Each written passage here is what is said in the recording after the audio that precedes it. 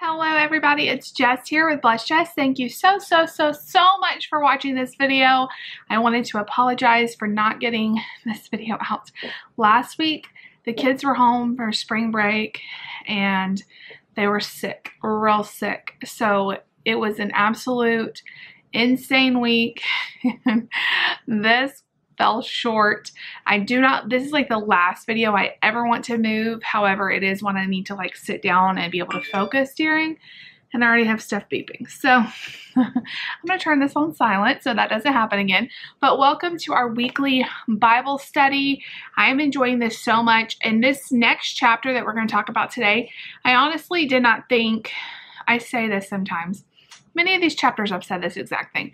I did not think that this was going to be as needed for me as it ended up being. I was reading this week going, oh my goodness, I needed to hear every single word of this chapter. I need to reread this chapter often because it's just a huge issue. I'm sitting right beside my jewelry display. That's because we're doing the live show tonight. That's a whole nother thing. Since I last filmed, I've started selling jewelry. It's been a lot of fun, but it's in the background. So we're just going to sit right here by it. So anyway, we're already at chapter 5. Chapter 5. We are flying through this book. I'm really trying to take our time, but I would say we're like at least a third, if not over a third of the way done. We're going through the book Without Rival by Lisa Vivier. It is still not too late to join us. You can jump in right where we are. You can go back and watch the previous weeks. That's always linked down below with a playlist if you missed any of the weeks. If you want to pick and choose the ones you watch, or you just start from here, that's fine too. I will also link the book down below as well as my Scribed link. Scribed is an audio. Well, they have other books besides audio, but I use it for audio books. It's a subscription. You like pay a monthly fee and then everything's unlimited. It's amazing. And I have 2 months free down below if you guys want to try it out. You can listen to this book for free for 2 months. So you could definitely listen to it all the way through. So this week we're starting on page 99. We're going to jump right into it. I'm going to try not to make it too long. Sometimes these get so long, but I'm trying to, they're just so good. It's hard to not just keep talking about it, but I'm trying to do my best here. Chapter 5, and it starts on page 99, and we're going to be talking about when you're seen as a rival. And we talked a lot about this book as you're without rival. You are not in comparison to anyone. You are chosen by God to be unique. He loves you differently than he loves other people. You are special. You are not in comparison with anyone. However, I'm going to stop pointing this at you. However, that does not mean you're not going to experience rivals in your life. You are. And we're going to talk about that. I love how she starts it out with this quote. A certain amount of opposition is a great help to a man. Kites rise against, not with the wind. And that's by Lewis Mumford. So this book, this chapter, y'all, it completely caught me off guard. I'm just going to preface this by saying, there are seasons, and specifically with YouTube, there are seasons where I will go a month without a mean comment. It's getting harder now that my channel's grown a little bit. Odds are I'm going to get a mean comment more often than that. But there'll be seasons of YouTube where I don't get a lot of negativity. And, you know, everything's going along great. And then there'll be seasons where it'll be every day, all day, mean, hurtful, hateful comments. And I'm not going to say they don't bother me, because they do bother me. But this past week has been the most congested over and over, multiple times a day, to where I'm even scared to check the comments. Hateful, mean, rude comments. Comments about me, comments about my body, comments about my kids, comments about the type of mother I am, comments about what I feed my kids. It has been awful. And when I sat down to read this, it really brought a lot of clarity to that situation, and made me think about some instances in my personal real life with people I actually know, and the experiences I've had with rivalry my entire life. Not like every day or anything, but there are seasons of rivalry that come up where somebody just does not like me, or somebody, I kind of feel like they're out to get me in some way. We're going to talk about why that happens. And it was very interesting to me. Okay, so she says, I have learned to be so incredibly thankful for the opposition of rivals in my life. Why would you be thankful for that? And that's what we're going to talk about today. What is the good parts of having a rival? Having someone that just doesn't like you, or someone that you feel like is out to get you. What can God bring out in those seasons that's actually something to be thankful for? She says, rather than quit and wallow in the despair of discouragement, I have learned to look back and see the repeated faithfulness of God. It is so hard when you're going through these seasons, it's really easy. And we talked to our teenagers about this a little bit last night. It's so easy to serve God and to trust God and to, run to Him when everything's going great. At least it's easier for me.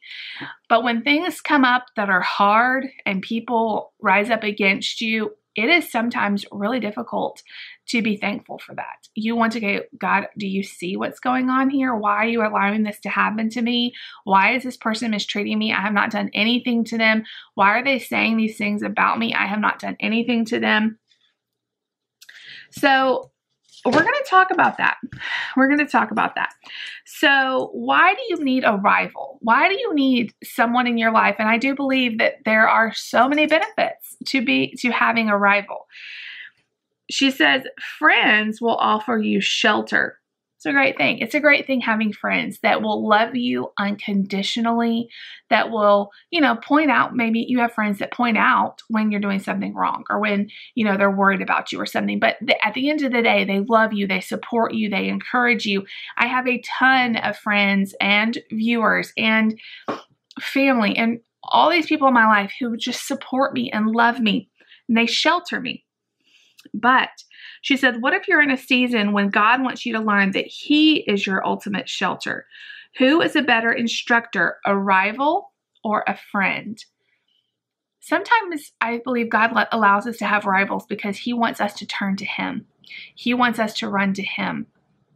And you will learn things in the seasons of rivalry that you will not learn when everybody just loves you and supports you. She says rivals are a fact of life. We need to learn to expect them. And every time I've had somebody rise up and really become a rival in my life, I've always been surprised. I've always been taken off guard. Like, what do you mean you don't like me? What do you mean? Why? What have I done to you? And I've always been real surprised and upset.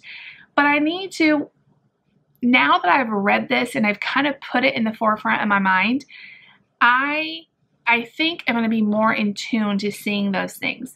And when a rivalry comes up, I won't be as surprised because I know, hey, maybe this is a chance for me to grow. Maybe this is a chance for me to learn something in this process. Creating a life without rival is not about removing rivals from your life. Rather, it is about understanding that truly all things can work together for our good when we are called according to God's purpose. We can use the dynamics of rivalry to spur us on to greater growth and insight. If viewed correctly, rivals can serve as a catalyst, exposing our weaknesses and challenging us to develop our strengths. They push us beyond our limits and cause us to look up when we feel alone.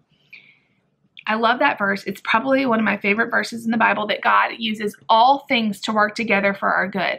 The bad things and the good things, somehow He's able to weave them into good. I'm going to finish my testimony story. I've taken like a month since I've done the first one. It's very hard for me to share, and I want to get better at sharing it. It's a very raw, emotional thing to talk about, and so I've taken like a month from doing the second part, but I really need to do it. I went through a lot as a teenager, and those struggles I had and those horrible health problems I had, all of that, I would not be the person that I am today if I did not walk that path. does not mean that God caused it to happen, but he did work it to good. And I am so thankful for the times of struggle and the times of, even there is a situation, gosh, it's been like 8 or 9 years ago now. It's crazy. It feels like yesterday, where David and I experienced true, rivalry to the nth degree, where there was people that just did not like us and tried everything in their power to hurt us. And it was a very hard time in our life. We had just gotten married. We had just moved across the country. It was horrible. But there are so many good things that came about because of that rivalry. We grew closer together. We grew closer to God, and we were able to see God's faithfulness. I am so proud of the way we handled that situation. We did not fight back. We turned to God. We absolutely handled that situation correctly. And I'm not saying we handle every situation correctly. Lord knows we don't. But that specific situation, we made a conscious decision to handle it better and to be the bigger people and to turn it over to God and let him handle it. And we were able to watch his hand move in the situation in a miraculous, supernatural way that I have never seen.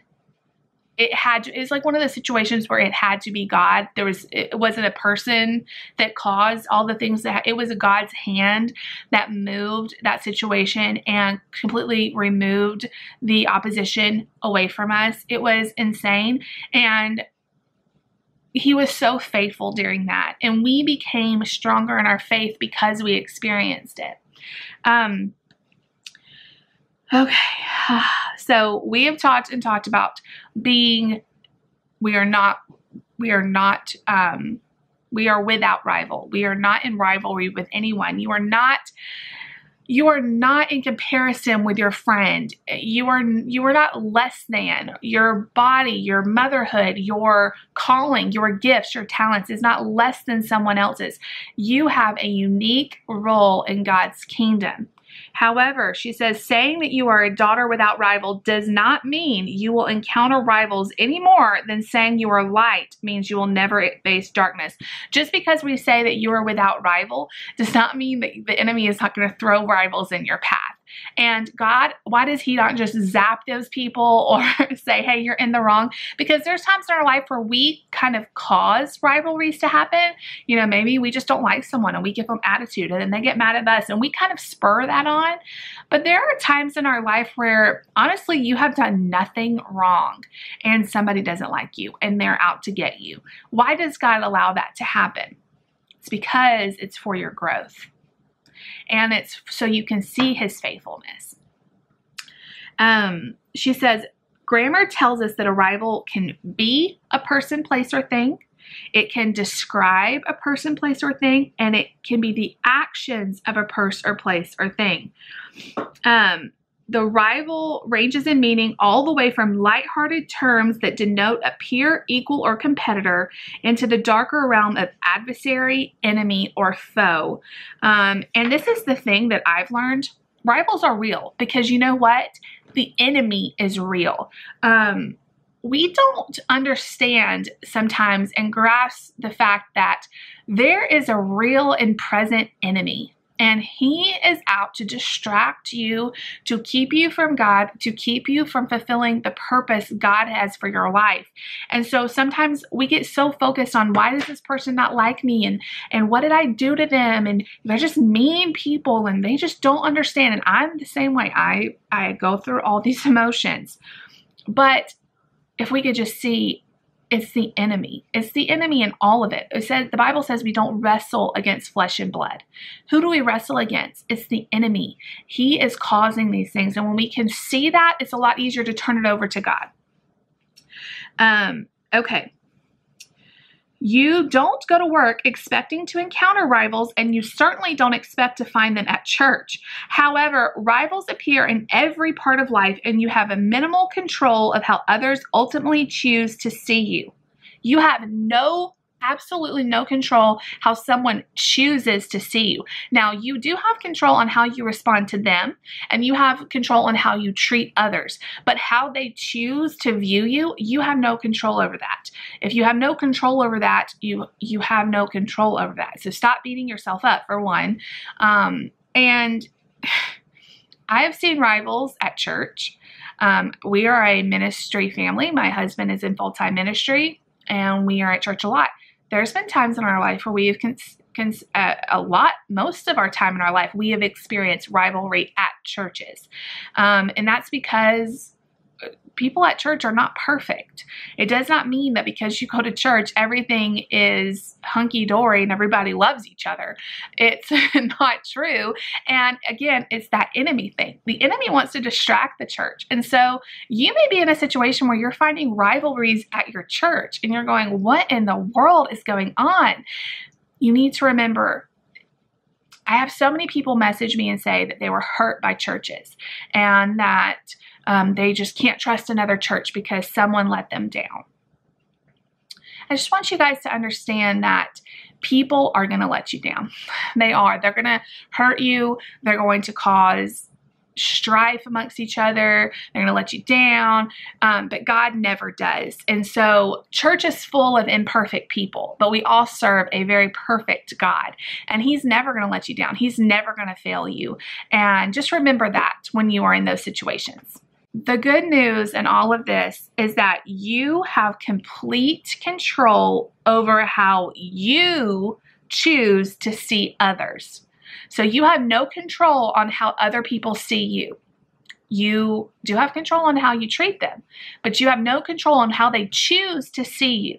You can be the nicest person in the world and people can see you in a different way, and that's their choice. However, you have complete 100% control on how you choose to see others. Yeah, it's true. I need to remember this. I can choose how I see others. I can see them as a rivalry. I can see them as just a mean person who's out to get me, or I can see differently. There are real times that changing the way you see others radically changes the way they see you. She said, I'll get more into that later in the chapter. You can always, okay, so here's the next tip she gives, and I may have to break this chapter down a little bit more than I did because we're getting like 16 minutes into this and I still have a long way to go. So we may break this into thirds. She says, regardless of what a rival's motives are, you can always flip a rivalry to your advantage. All you have to do is remember these two key things about control. And we're going to talk about this. So this is actual practical advice.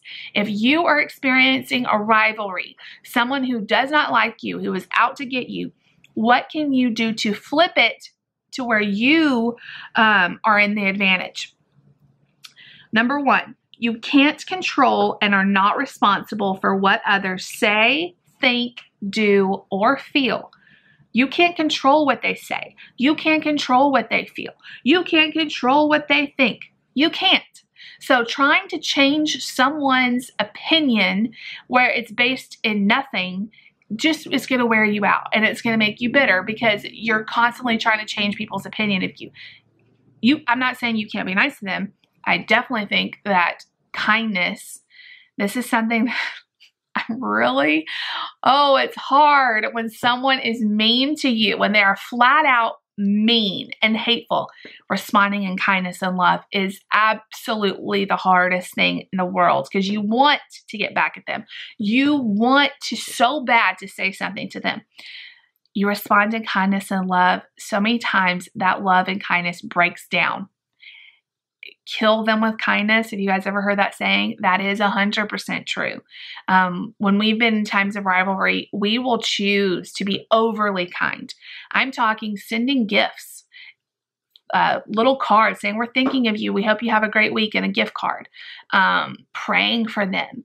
All of those things changes your opinion. It changes the way you respond, and it breaks down at their hate. Doesn't always work, but it's going to put you, I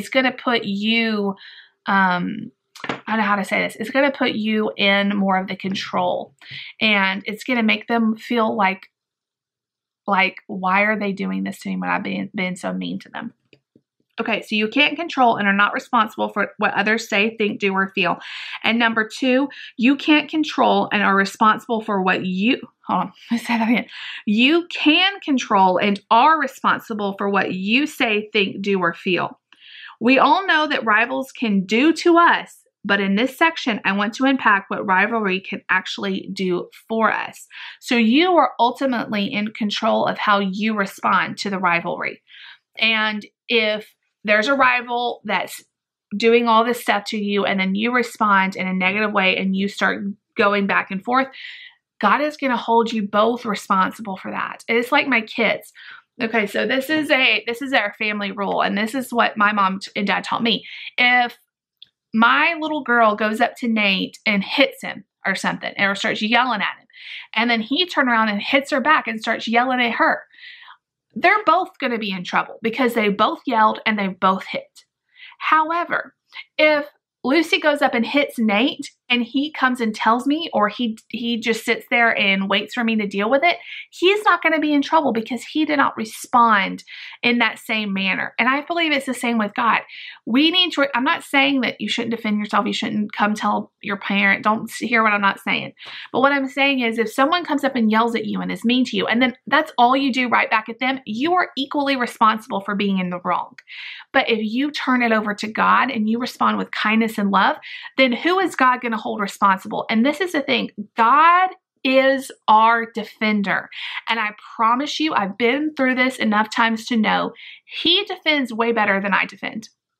He defends way better than I defend myself. In this week, and this is just being real with you guys, this week I've had some really hateful comments. I've told you that. It takes everything in my power to not respond or send a message and tell them why they are so wrong with their comment, how rude they were, and the fact, hey, guess what? Now you're blocked. Now you're deleted. I want them to know how bad they messed up and how bad that they hurt me by what they said and how wrong it was. But I am choosing, when I just delete the comment, I am choosing to respond and let God defend me, because he can defend me way better. And there's times people have a rude comment and I'll just respond nicely. I've really stopped trying to do that as much though, because then other people on my channel who love and support us try to defend me, and it just causes a big old mess where I just try to delete. And as hard as that is so hard for me, because I want to defend myself. I want to defend why, Nate's Easter basket is what it is. That was a whole thing. I want to defend that, why I feed my kids a certain way. And there are times where people are just honestly curious. And I'm not talking about those times. I'm talking where it's flat out hurtful. But I am choosing to let God defend me in this situation. And I have found throughout my years, and I know I'm still young and I've got a lot still to learn, that he defends way better than I defend. And I don't know if this is for anyone else today, but it is something I desperately needed to hear. And I'm not saying my only rivalries are on YouTube, because she talks later on in this chapter about how there are people that are just fans, and it doesn't mean you have to be a celebrity or a YouTuber, which I'm not a celebrity at all. But you know what I'm saying? It doesn't have to be someone in your life that is like actual fan. But there are times in your life where you have fans and you have followers. The fans are the people that just rudely say whatever they want. They don't know you. They don't know your situation. But then you have people that you actually know and that you are close to and that know you, and they rise up as a rival. And that is the hard thing. That is the hard thing, because you feel like they should know you. They should know. And maybe it's a mother or a father or a brother or sister or a close personal friend. And I've been there with friends who I thought I was close to, and then they turned against me, and that will rip your heart out. I mean, it's one thing to get a mean comment on a post and you don't know the person. It's real easy sometimes to just delete that and to move on. But when it's a friend or a family member that you have spent a lot of time with, that is so incredibly hard. Okay, So I'm going to go ahead and stop here. We only got through like 3 pages, y'all, but I don't want this video to be 40 minutes long. So we're going to stop on 102. And I told you guys to read to 109. So next week we will do 103 through 109, and we'll just make 3 or 4 out of this one because this is extremely important. And so next week we're going to talk about what rivalry can do for us, the positive part of having a rival. And I'm just so excited about it. I did not think when I was looking through this chapter and I was looking through this book, I just kind of grazed over this. This may be the #1 thing I need to learn, because if we can truly look at rivalry and be thankful for it when it happens, it's life-changing. It's life-changing. So that is going to be it. Let's end in prayer and let's close this out. Dear Heavenly Father, thank you so much for this gorgeous day. Thank you so much for these beautiful people that are sitting here in front of their cameras and computers and laptops and all these things joining me on this Bible study, God. And I just thank you that you are our defender, God. I just thank you that you work all things out for good, even these horrible things like rivals and people who are mean and these situations that we go through that really hurt, God. You were able to somehow work them together for our good. God, I just pray for every single person that's going through a season of rivalry, God. I just pray that they will turn to you. I just pray that you will remove any kind of hurt or unforgiveness, God, and they would respond in love and let you defend them, because honestly, God, you are such a great defender. Thank you for loving us. Thank you for choosing us, God. Thank you for making us all unique and without rival. We love you and we praise you in Jesus' name. Amen.